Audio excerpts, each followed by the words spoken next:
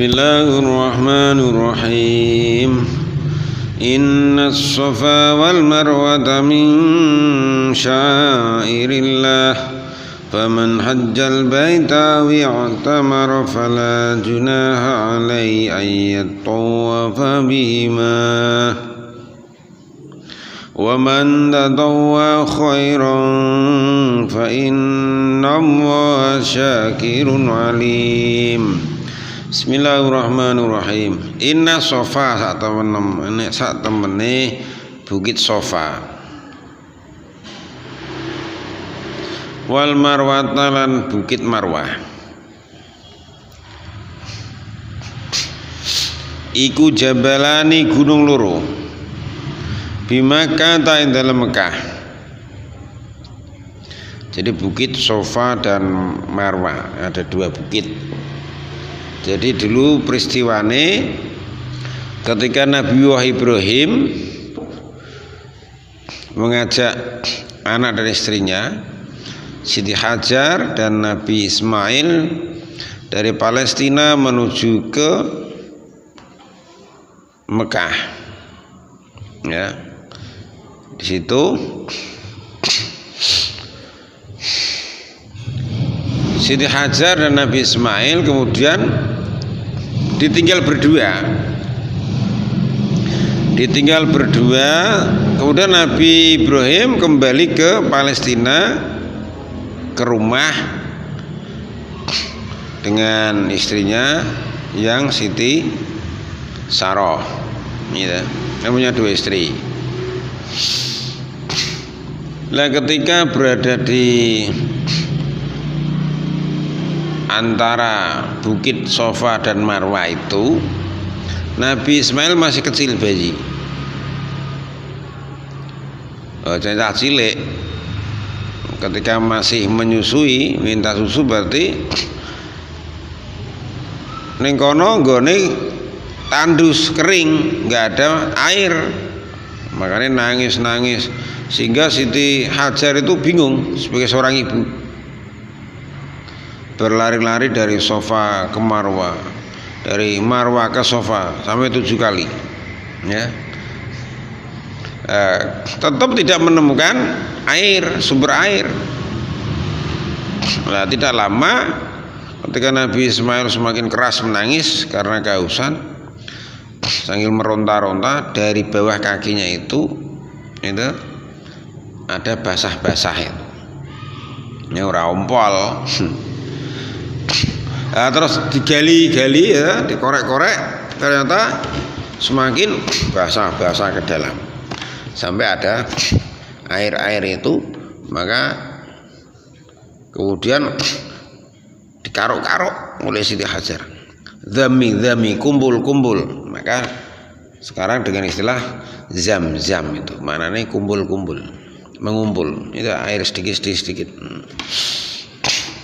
Itu peristiwa luar biasa. Maka diabadikan sekarang, ya, di tempat situ ada sumur Yam-Yam, ada Bukit Sofa Marwah sebagai ritual yang harus dilakukan orang yang haji maupun umroh.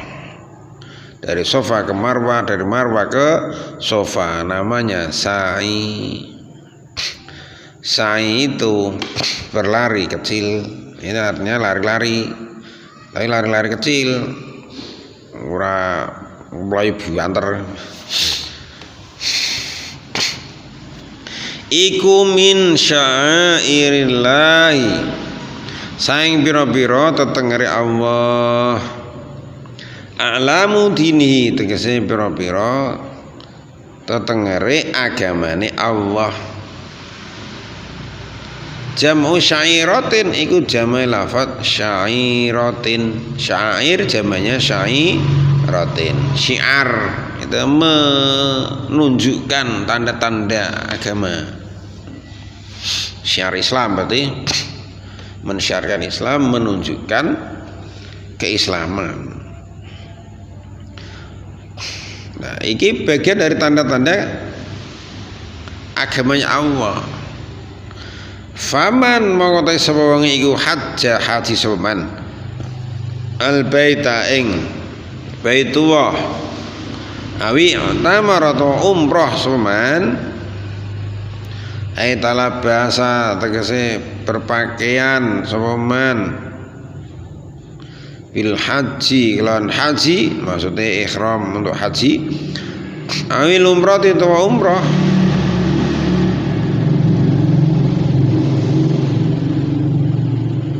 waslu lan tawi asline haji wal umroh iku al qasdu nyengaja menyengaja haji itu mananya menuju ini asli bahasanya wa ziyaratu lan berkunjung haji umroh berkunjung kowe namanya umroh nanti umroh ning fikri berarti berkunjung ke tempat fikri sapa wonge sing haji utawa umroh ngene ya fala junaha ora ana dosa iku mujud isma tegese ana dosa iku mujud alai ngatasi man apa ayat tawaf ayat tawaf seman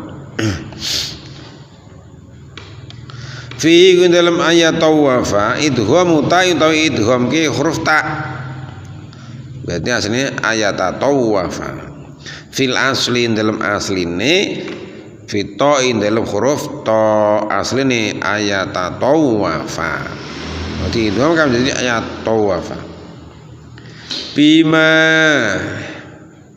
kelawan Safa Marwah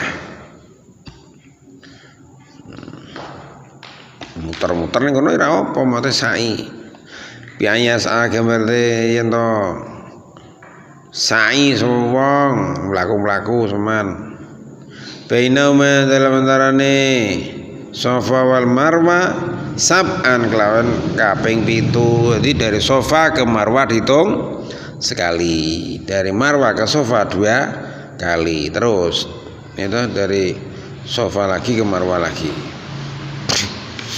Jadi satu arah itu dihitung 1 kali, ya balik arah lagi berarti 2 itu berarti kok sampai 7 jumlahnya. Orang kok 1 terus baliknya 1 enggak.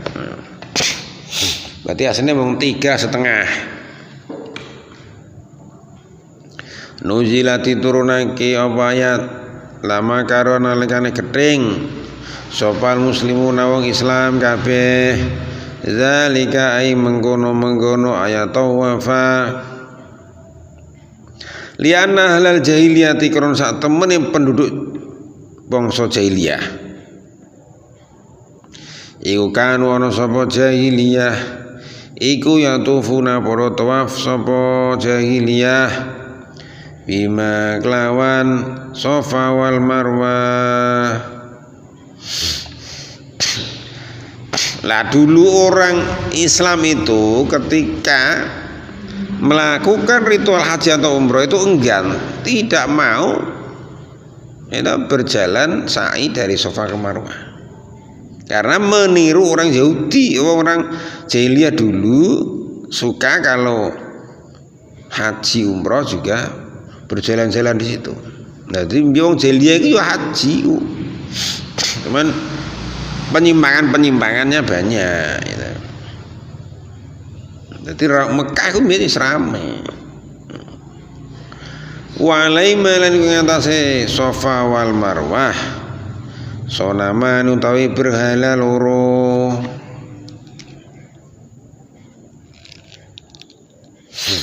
yamsahuna padha ngusap sapa jahiliyah huma ing sonamani ya karena dulu di Safa Marwah itu ada patung berhalanya ya sehingga orang Islam ketika melakukan ritual tawaf kemudian sa'i di antara Safa Marwah itu enggak melakukan itu karena khawatir dianggap sama dengan orang jahiliyah. Wa Ibnu Abbas la saking diriwayatkan saking Ibnu Abbas apa ana saya sak temene sa'i iku khairu fardin ora fardu. Tur Ibnu Abbas sa'i iku ora wajib. Lima krono perkara afada kang faedah ing ma apa raful ismi ngilangi dosa.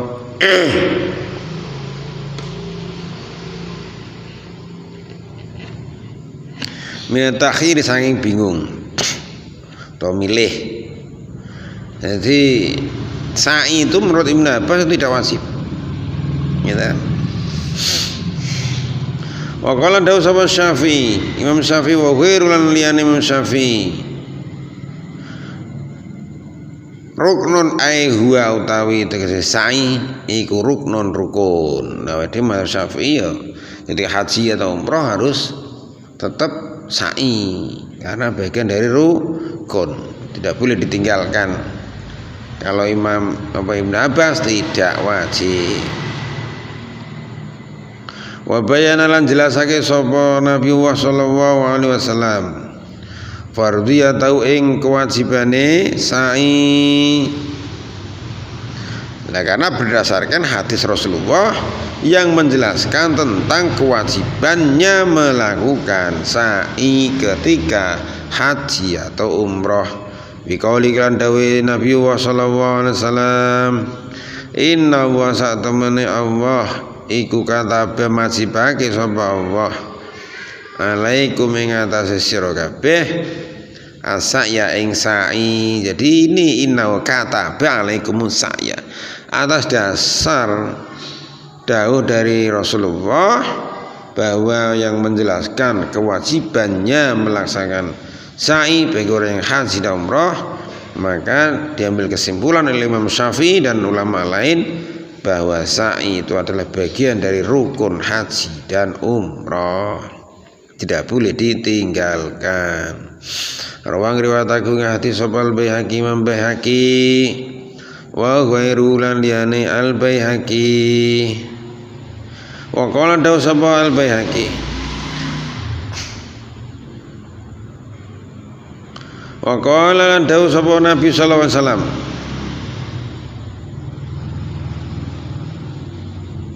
abda'u ngawetana sapa sira kabeh bima klan perkara badha kang wis ngawiti sapa Allah bihi kelawan ma yakni ngersake sapa Nabi as-sofa ing sofa. Rawang riwayatake ing hadis sapa Muslimun Muslim. Jadi ini dipertegas lagi bahwa kita mengikuti apa yang telah ditetapkan oleh Allah kaitannya dengan haji dan umroh itu. Maka dengan sampai sekarang sa'i itu ya tetap dilakukan oleh orang yang haji maupun umroh ya, dengan pakaian ihram ya. Wa man tatawwa khairan fa innallaha syakirun alim. Wa man lan sapa wonge iku tatawwa agawe sunah sapa man wa fi qiraatin lan ing dalam siji qiraat bitahiyati kelawan ya titik ngisor wa may yatatawwa wa tasdidi to ilan tasdidi huruf to wa man tatawwa majzuman halai majzum berarti wa man tatawwa wa filan iku ing dalam tatawwa idhu muta utawi idhu kita fiya ing dalam to ya mau waman tatawwa khairan kelawan kebagusan ai bi khairin tegese kelawan kebagusan ai amalin tegese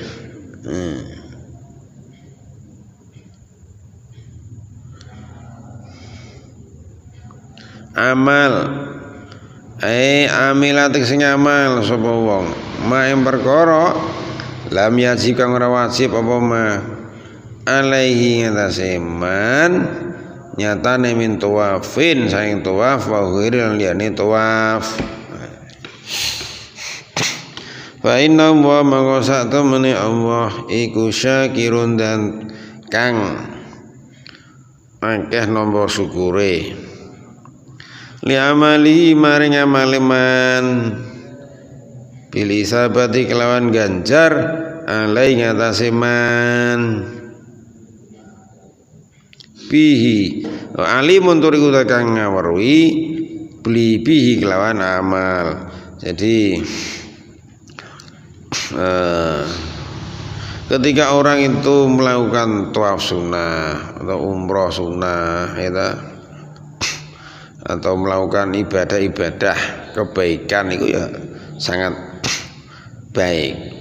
Melakukan ibadah yang tidak diwajibkan ya, kemudian itu dilakukan ini kan menjadi baik sunnah toh. Maka ketika itu itu menjadi ibadah sunnah ya tetap Allah kan memberikan balasan yang setimpal karena kalau kewajiban itu tuntutannya kan kita itu punya kewajiban keharusan melaksanakan seolah ada tuntutan gitu. Nah kalau sunnah ini kan hanya sekedar anjuran sholat qobliyah monggo orang apa kan berarti gitu. Tapi kalau kita sholat wajib fardu 5 waktu sehari itu kan wajib. Sehingga kadang orang itu ketika sunnahnya ini sering diamalkan, ringan melaksanakan sunnahnya, ya biasanya yang kewajibannya ini menjadi ringan. Wah sergap sholat qobliyah ba'diyah, insya Allah ya wajibnya ringan. Ya. Tapi ketika antara wajib dan sunnah maka juga harus didahulukan yang didahulukan wajib. Kowe ngaji karo dolan wajib ngaji. Kowe misale ngaji karo ziarah misalnya, ziarah kubur misalnya. Penting mana? Ya didahulukan ngaji karena wajib itu wajib, ziarah itu sunnah. Nah, kita harus pandai-pandai menempatkan status ibadah itu penting. Itu wajib paham ngerti, ben ora terjerumus, ben ora gaduh-gaduh amale. Biar kita tahu jelas. Oh kalau ini wajib, ini sunnah, ini makruh, ini mubah. Dengan mengetahui status sebuah perbuatan, sebuah benda, sehingga kita itu menjadi mantap melakukan. Ya, makanya setiap sesuatu atau sebuah peristiwa itu harus ada status hukumnya, harus ada hukumnya.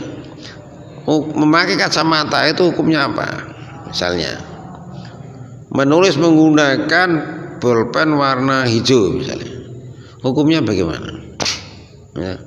Makan kodok itu hukumnya apa? Sehingga ketika kita itu mengetahui status hukum sesuatu ya, kita itu mantap meninggalkan atau melakukan ya, memangan ikan ayam misalnya. Hukumnya apa? Oh, kalau disembelih normal itu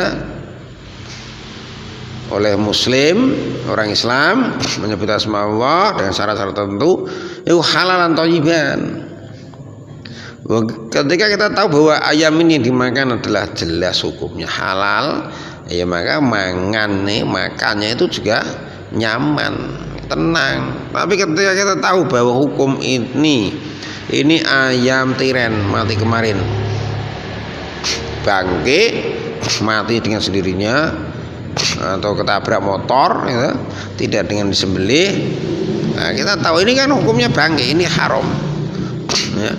Ketika kita tahu bahwa ini bangke maka ya kita akan segera meninggalkan, tidak makan karena hukumnya haram. Nah itulah pentingnya sinau hukum untuk apa? Sebagai pedoman perbuatan perilaku setiap orang dalam berbuat sehingga menjadi mantap ya. Termasuk ibadah juga harus ada dasar hukumnya. Ketika kita itu sudah memahami Quran hadis bahwa ada hukum-hukumnya yang menjelaskan secara jelas, atau mungkin tidak jelas tapi dipertegas dengan pendapat-pendapat ulama, ya kita menjadi mantap. Seperti sa'i menurut Ibnu Abbas itu tidak wajib, gitu. Ketika menurut Imam Syafi'i ternyata menjadi bagian rukun, maka wajib dilakukan. Nah, kalau kita mengikuti madhabnya Imam Syafi'i, maka kita juga harus sa'i ketika umroh atau haji, sehingga kita mantap melakukan sebuah ibadah atau perbuatan. Wallahu a'lam bishawab.